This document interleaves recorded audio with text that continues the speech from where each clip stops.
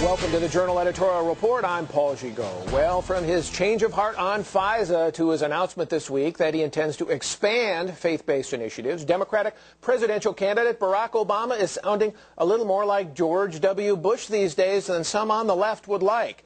Here to tell us what's behind this move to the middle, Wall Street Journal columnist and deputy editor Dan Henninger, and columnists Mary Anastasia O'Grady and Bret Stephens. Dan, I've heard about candidates. Most of them run to the middle after they win the nomination. Obama seems to be sprinting, at least on some issues. Tell us about this issue of foreign intelligence surveillance that only a while ago he was dead set against any kind of giving power to the president without, and particularly immunity to the telecom companies. Now he switched. Now he switched, and now he said he's in favor of the compromise that was worked out in Congress, and the left wing that supported him in the primaries is going ballistic because they really did not want that. I think probably what's going on here is that the Obama camp understands that they're going into the general election. Registered Democrats are pretty much locked in, as are registered Republicans. There really is going to be a big battle for the center, and the center is sort of intrigued with both of these candidates who are going to make an appeal to them. This is the one area where John McCain can really compete for votes, and I think McCain is moving towards the center so that he can push some of McCain's supporters on. Obama's moving to the center. Obama is moving to the center. But I thought this was supposed to be an example of how Dick Cheney and George Bush were shredding the Constitution so they could spy on you, me, and all of us in our personal lives. Apparently not. Well, apparently the prospect that you actually might become president and be responsible for national security has a wonderful way of focusing the mind.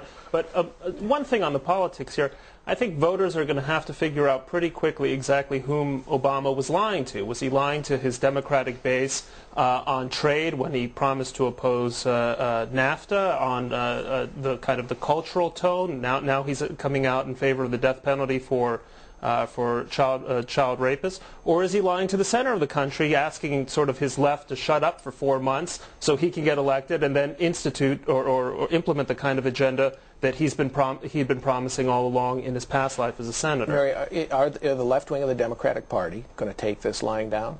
Well, more than jumping to the center, I think he's kind of jumping back and forth. I mean, if you look at him on trade, first he said he was against NAFTA, then his economic advisor said that he was actually just, doing that for rhetorical reasons. He even said that. And then last week, while John McCain was in Columbia, he went to Ohio and said, I am going to renegotiate NAFTA. So he's not really taken a position. The same thing on the economy. He said, I'm a pro-market, pro-growth guy, and then he says he's going to raise taxes on the rich and bring about nationalized health care and do lots of other things that we don't associate with the center-right. So I don't think he's actually moving. Mary makes a very good point, I think, about where and how he's moving. I mean, he's not moving to the right on economic issues so far. It doesn't seem to me anyway. Certainly not on health care. Where he's doing it is on the cultural issues and on national security, the place where former Democratic presidential candidates who've lost have really been vulnerable. Think of John Kerry, think of Michael Dukakis. So I think he's trying to move on some things and not others. Well, yeah, but I think it's creating problems for him. It will create problems if he wins the presidency because he owes a lot to the Democratic left. They raised a lot of money for him. And if he becomes president, I think they're going to bring a lot of pressure on him not to govern from the center.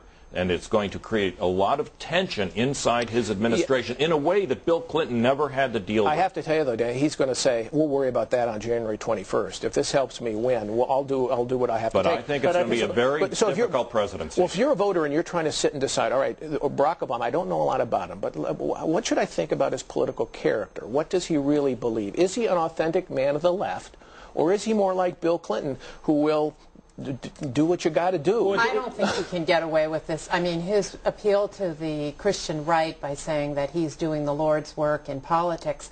And willing to make faith-based contributions, government grants to faith-based institutions, just like President Bush. But read what he says. I mean, it's just really an expansion of big government. And that, I don't think, has ever sold with the base. You were never sold on the faith-based idea for the... I wasn't, I confess.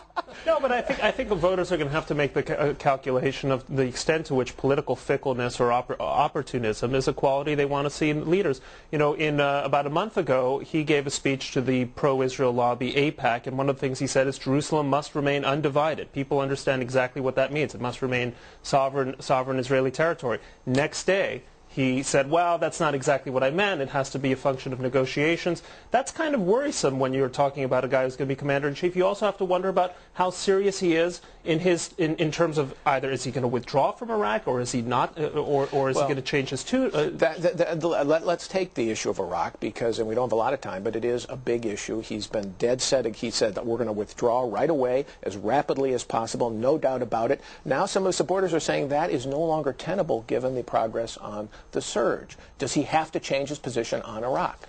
I think it would be wise to do so because I don't think that the issue, politically speaking, has the saliency it did about a year ago or so, and that is all to do with the decision that President Bush made to support the surge. So he'd pay no political price if, in fact, he does say, look, we'll make our commitment there conditional on continued Iraqi progress. We don't want to have any set timetable. Let's see how it develops, that sort of thing. That's precisely right. He'll be able to find the language to maintain a long-term commitment to Iraq and support a deal between the Iraqis and the Americans. All right, thanks, Brett. Still